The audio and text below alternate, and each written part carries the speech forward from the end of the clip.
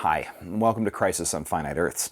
Right now, in order for comics and fandom to survive this, local comic book stores need your help. Call your LCS to arrange a pull list and ask about delivery or curbside pickup options during the pandemic if they're available.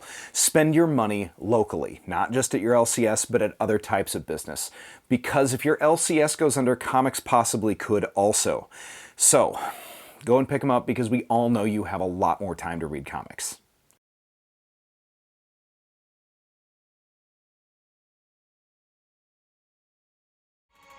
Over the centuries, but especially in the last one, people have speculated at what the breakdown of social order would look like. What would happen when all the systems that we had in place to protect us would fail us entirely, especially the more distant we became from nature and the more interdependent we became governmentally and economically. Crisis' fiction has intrigued us, but now all of our fictions are irrelevant, because now we know what it would feel like, and it isn't great. But it's not the end. I'm Dan Umphin, and this is the Doomcast.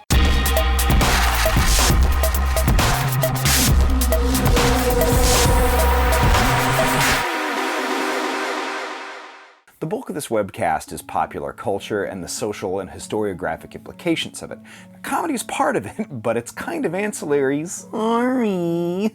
But living through this has been pretty frickin' wild. After watching a superflu tear through the planet, one arguably much more deadly than the Chinese government let on, one that was dismissed by the president and Republicans as a hoax even as they sold millions of dollars in stock in advance of a market crash, even as our whole economy and banking system teetered once again, for the second time in as many decades, on the brink of total collapse, Thanos snapping people out of existence, or Doom taking the planet Earth over, or Luthor becoming president are either downright merciful or even comforting thoughts, which is terrifying. Nobody has to speculate how the government would react to a zombie apocalypse or a Walking Dead type situation now, or how we would.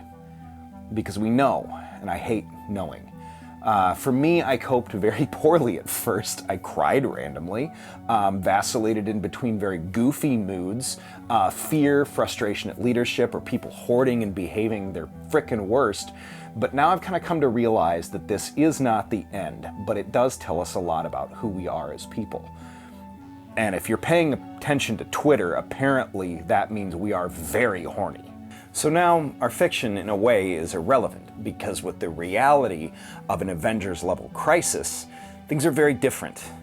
But it's not over, and it's not hopeless. After the Civil War and the Gilded Age, our fiction became more personal, more modern, some of it based in science. After the Second World War, horror and postmodernism and fantasy kind of took the reins. And after the Cuban Missile Crisis and the Cold War, science and spiritualism and superheroes grew out of that.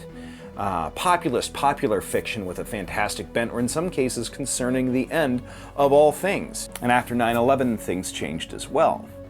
So what form will our pop literature take now that we've experienced this thing that no Superman could have saved us from anyway? Now that this thing called our bluff and exposed the necessity of labor and the critical nature of people having financial security to prevent a total economic collapse, the critical necessity of a public healthcare system that is entirely single payer. What we know about ourselves now and the glaring failures of the social system that serves the wealthy until they can't serve themselves, what will it become?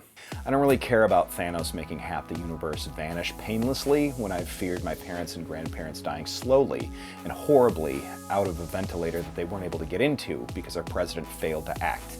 I hope our stories will become more personal. I hope they'll become more unequivocally aggressive against the political forces that are destroying our country. I hope our heroics will become less spectacular and more practical. Maybe our superheroes will have to become a little less super and a little more real. And that's okay. Part 2 later this week. Thanks for watching. Sorry it was a little dark, but that's what I do. I do what I'm feeling.